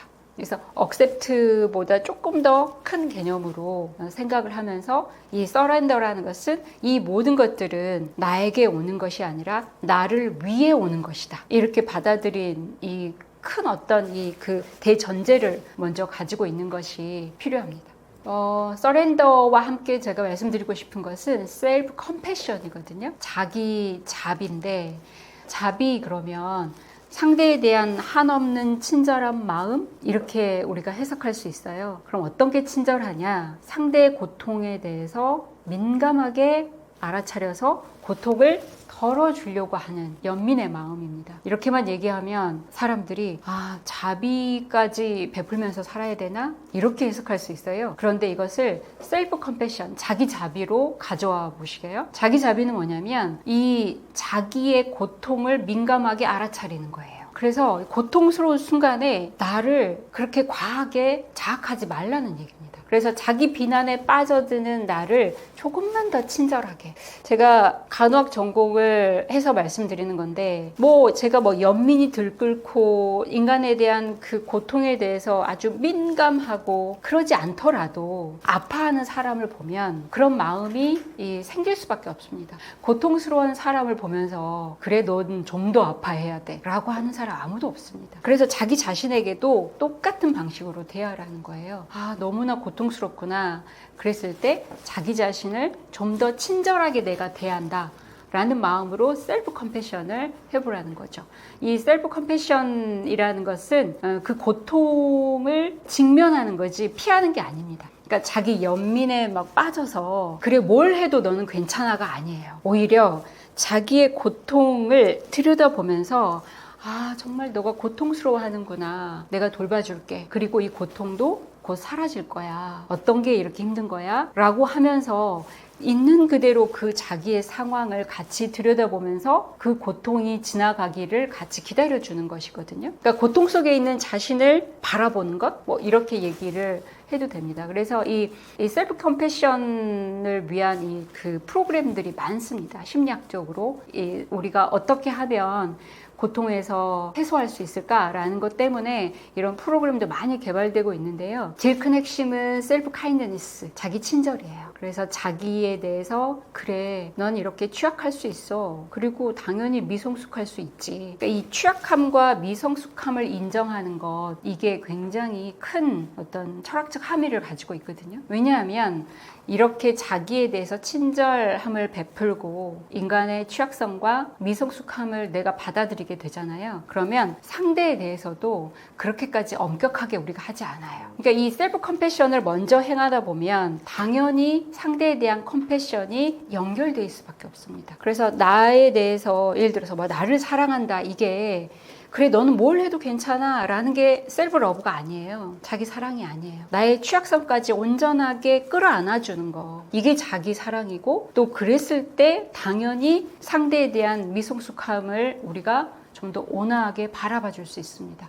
미성숙함이라는 것은 성숙함으로 가기 위한 단계지, 누구는 미성숙한 인간이고 누구는 성숙한 인간으로 구분지으라는 개념이 절대 아닙니다. 미성숙하다는 것은 성숙함으로 갈 수 있다라는 증거를 얘기해요. 어떻게 해주느냐에 따라서 이 사람이 미성숙함에서 성숙함으로 갈 수도 있고 여전히 미성숙함으로 남을 수도 있는 거죠. 그래서 모든 인간은 보편적 우리가 인간성이라고 얘기하는데 누구나 다 그래요. 누구나 다. 그래서 이것을 이제 마인드풀니스라는 마음챙김, 요즘 많이 대중화된 개념이거든요. 그래서 있는 그대로 자기 자신을 바라봐 주는 거. 마인드풀니스는 뭐냐면 내 감정을 그대로 관찰하는 겁니다. 나의 상태를 그대로 관찰하는 거.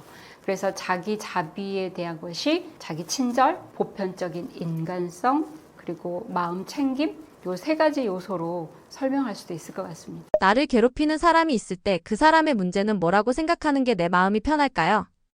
그거를 그 사람이 미성숙하고 자기 자신을 사랑하지 않아서 저런다 라고 이야기보다는 저 사람에게도 자기를 이해하는 시간이 더 필요하구나. 그리고 저 사람의 어떤 면이 저렇게 자기를 이해하고 자기를 받아들이지 못하게 하는 부분일까? 이런 질문을 해볼 수가 있죠. 무슨 말이냐면 그 모든 것들을 판단하고 해석하지 말라는 거죠. 단정 짓지 말라는 거죠. 규정 짓지 말라는 거죠. 너는 미성숙해서 나한테 이러지? 넌 너를 사랑하지 못하니까 그러지?가 아니라 뭘까? 저 사람은 어떤 이유로 자기 자신에 대한 이해가 여전히 부족할까? 그리고 저 사람 또한 자기를 좀 더 이해하고 싶을 텐데 그러지 못한 이유가 있다면 뭘까? 어떤 것 때문에 저 사람은 여전히 저 취약함을 받아들이지 못하고 저렇게 미성숙한 감정을 인정하지 못하고 있을까? 그 질문이 왜 필요하냐면 그런 질문을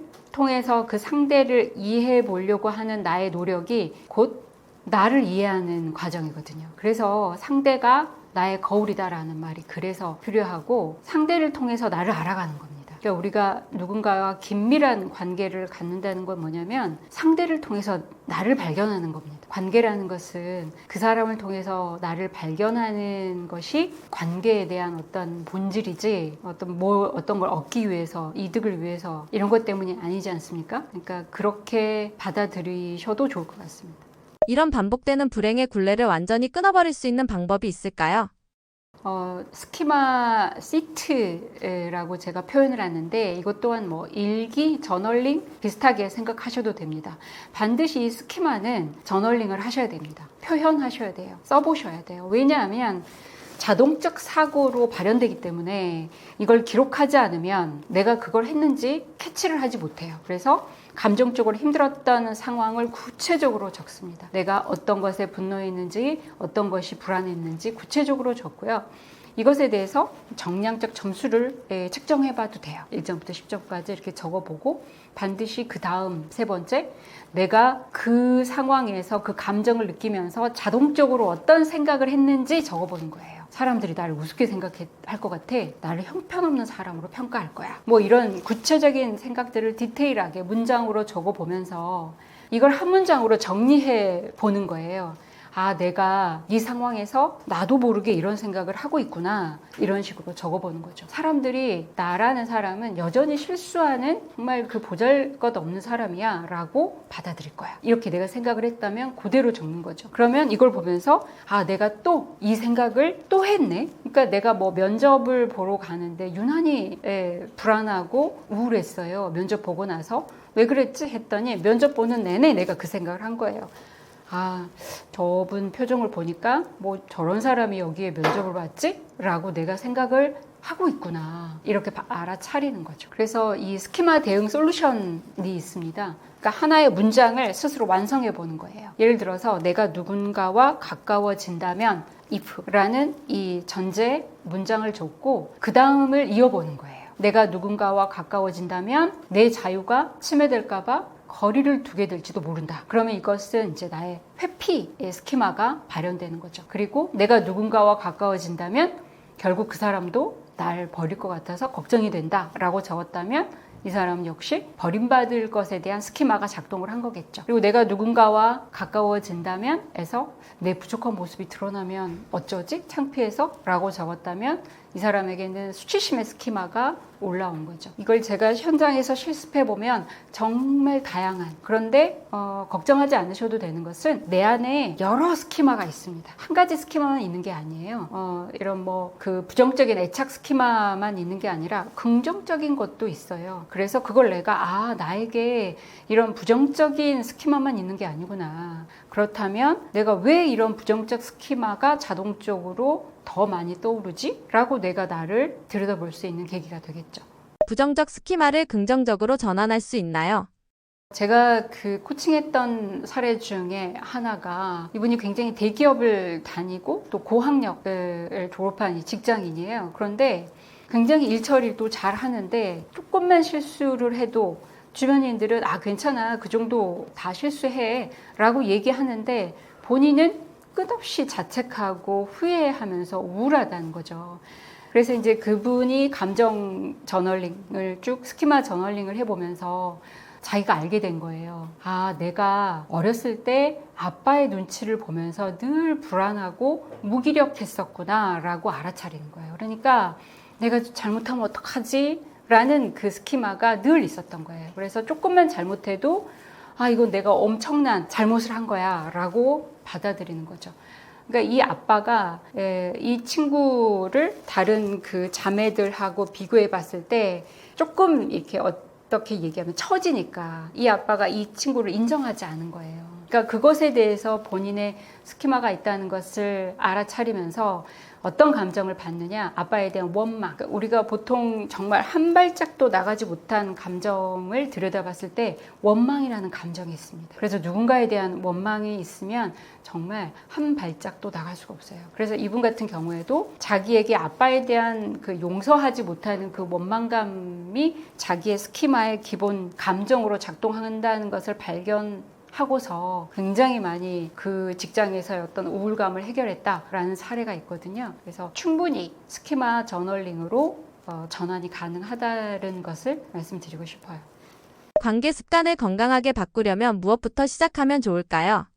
감정 알아차림은 늘 기본입니다. 아, 내가 이런 감정을 가지고 있구나. 그래서 여러 가지 도구를 활용해서 스탑 띵킹을 먼저 하는 것입니다. 쉿도 좋고 버터플라이도 좋습니다. 이렇게 내가 이런 감정을 느끼고 있구나 라고 알아차리고 마음 챙김을 하는 거죠. 내 감정에 대해서 있는 그대로 바라보는 거거든요. 그래서 자기자비 실천법이라고 제가 말씀드리는데 나에게 친절한 거예요. 그래서 그대로 있는 그대로 얘기하면 됩니다. 나에 대해서 조금만 친절해 보자. 누구야? 네가 고통으로부터 자유로웠으면 좋겠어 라고 얘기하면서 그 순간을 집중해 보는 것입니다. 가장 좋은 건 호흡법이죠. 우리가 마음 챙김도 다른 게 아니라 내 호흡에 집중하는 것을 얘기하거든요. 그러니까 이 호흡이라는 것은 유일하게 불수익근임에도 불구하고 내가 조절할 수 있는 근육이에요. 그래서 호흡을 내가 조절해 보는 거죠. 그래서 이 호흡법으로 충분히 마음 챙김이 가능하고 그리고 긍정 확언이 매우 도움이 됩니다.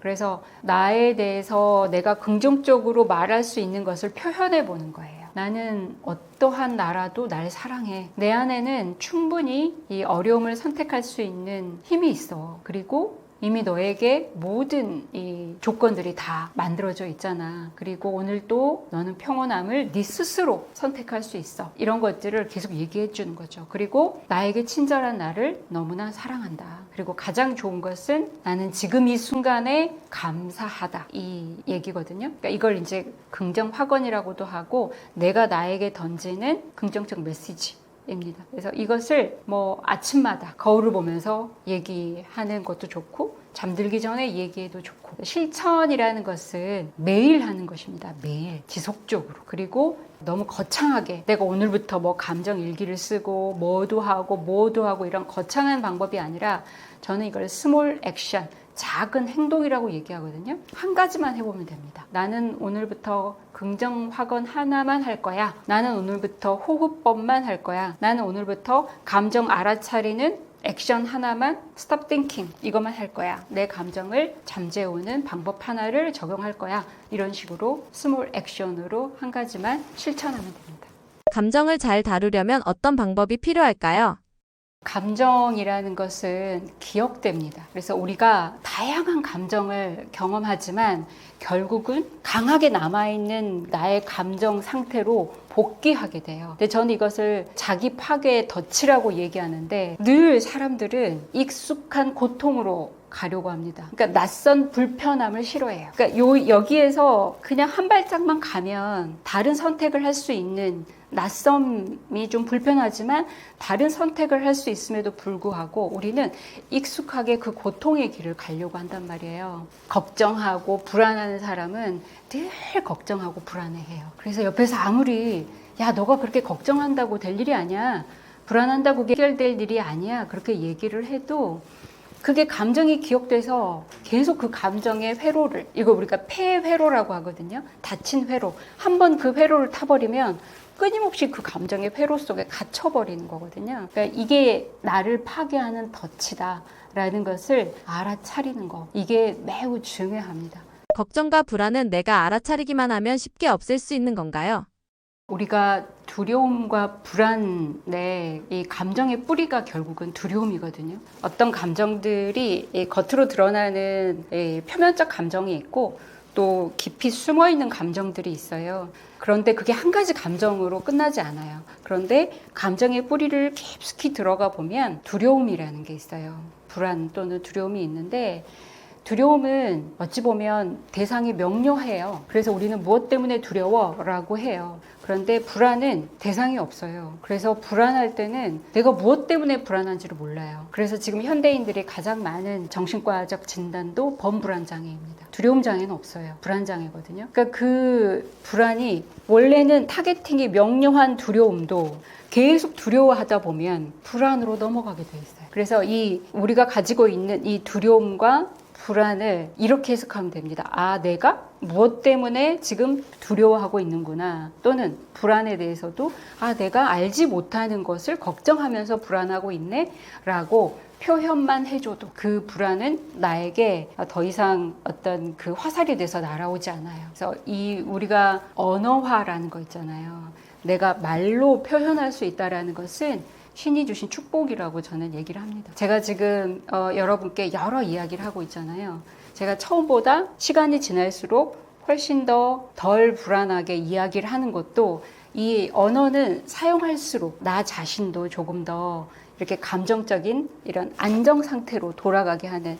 그래서 예를 들어서 말하지 못한 아이는 엄마가 없는 불안을 어떻게 표현하냐면 공포스러운 울음으로 표현할 수밖에 없거든요. 근데 아이가 말을 배우면서 아, 엄마가 돌아오면 나는 이제 덜 불안할 거야 라고 생각하면 그때부터는 아이의 불안감이 조금 더 줄어들죠. 그래서 표현할 수 있어야 됩니다. 인간관계에서 한순간 분노가 일어날 때 성숙하게 대처하는 방법이 있을까요? 감정에 대해서 나와 동일시하지 말아라 라고 하는 그 개념을 꼭 기억을 하셨으면 좋겠고요. 그러면은 우울감처럼 분노도 나는 화가 난 사람이야가 아니라 내가 지금 분노라는 화라는 감정을 느끼고 있다. 이렇게 표현하는 것부터 시작인데 사실 쉽지 않죠. 실제로 뇌가 반응하는 시간은 굉장히 빨리 편도체가 이렇게 활성화되면서 나의 전두엽은 이미 편도체에 사실은 이제 게임 오버가 돼버려가지고 분노가 폭발해버린 경우가 많기 때문에 그래서 그때마다 자기에게 익숙한 모션을 하나 하시면 돼요. 그래서 그걸 자기의 시그니처 모션을 하나 개발하는 거예요. 제가 이걸 초등학생 대상으로 강의할 때도 여러분이라면 어떤 모션을 한번 해보시겠어요? 제가 이렇게 학생들에게 질문을 하면 학생들이 그 모션을 만드는 것을 이야기하면서 되게 즐거워해요. 그래서 사람마다 다 달라요.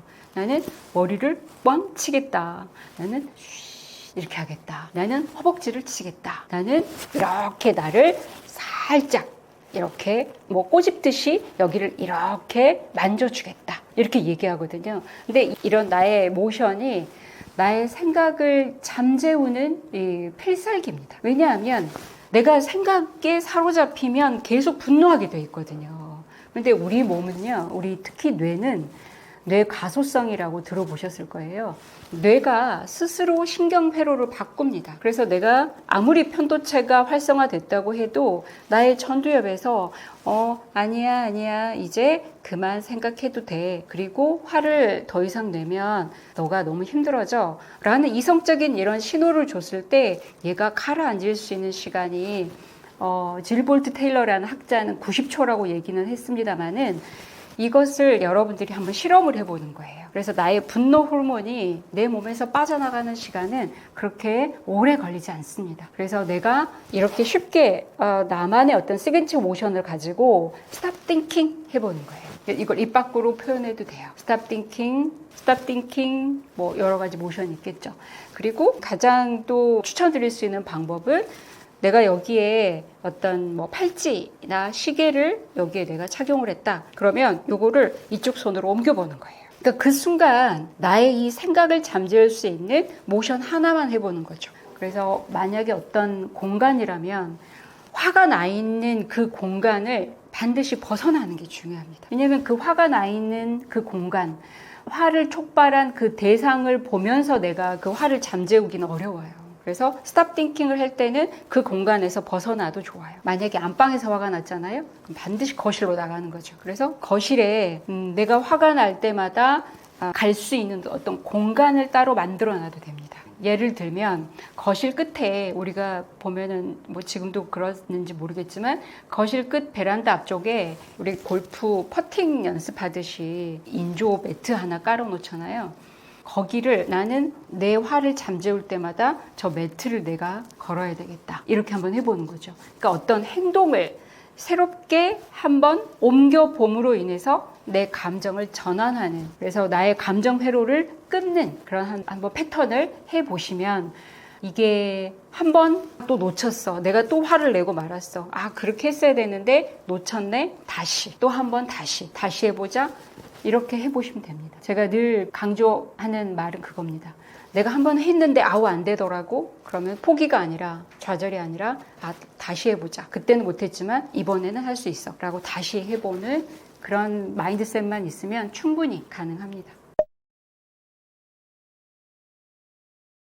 저는 감정에 집중한 이유가, 저 또한 감정에 매우 민감하고 예민한 그런 성향이기도 합니다. 제 아이 역시 그런 성향을 고스란히 물려받았고요. 그래서 일명 우리가 이걸 감정 대물림이라고 얘기하는데, 내가 이 예민한 이 감정이 나의 단점일 수만은 없잖아요. 그래서 어떻게 하면 이 예민한 감정을 강점으로 전환할 수 있을까, 이런 생각들을 했기 때문에 타인의 감정에도 민감하게 제가 알아차리고 반응할 수 있었습니다. 그래서 저는 감정에 대한 공부를 했고, 또 이 감정이 일어나는 그 원리나 작동의 그 프로세스를 공부하다 보니 뇌과학하고 연결이 될 수밖에 없었습니다. 제가 셀프케어라는 이 책, 특히 감정치유 프로세스 리치를 개발을 한 것도 형식적으로 감정에 대해서 우리가 막연하게 알고 있는 내용뿐 아니라, 이게 어떻게 뇌 가소성하고도 연결이 되고, 그리고 우리 몸하고도 연결이 되는지를 우리가 이해하면, 그러니까 감정에 대해서 이해하면 감정을 좀 더 쉽게 다룰 수 있겠구나 라는 것을 알게 돼서 이 셀프케어라는 책을 출간을 했고요.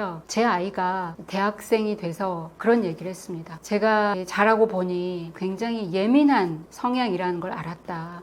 엄마가 매우 힘들었을 것 같은데 돌이켜보면 엄마가 나에 대한 존중, 배려가 있었기 때문에 내가 이런 성향임에도 불구하고 잘 자란 것 같아서 너무 감사하고, 엄마는 나에게 있어서 정비소 같은 역할이다. 무한 경쟁의 레이싱 선수처럼 뛰는데 차가 다치거나 내가 힘들었을 때 엄마한테 가면 다시 고칠 수 있었으니까, 아마 병원에 가시면 처음 가는 곳이기 때문에 낯선 곳에 이정표 이렇게 줄선 따라서, 그래서 병원에 가면 그런 말씀 많이 들어요. 저 파란 선 쭉 따라가십시오, 이런 얘기 듣거든요. 제가 만든 리치, 감정치유 리치 프로세스는 바로 그런 정비서와 같은, 그런 안내선과 같은 그런 역할을 할 수 있도록 저는 이 프로세스를 만들었습니다. 그래서 언제나 감정적으로 흔들릴 때, 그리고 내가 또 반복적 패턴에 이렇게 또 휘말리고 있구나 라는 생각이 들 때마다 그 리치의 여정을 쭉 따라가면 어느새 평온한 자기를 만날 수 있을 거라고 생각을 합니다.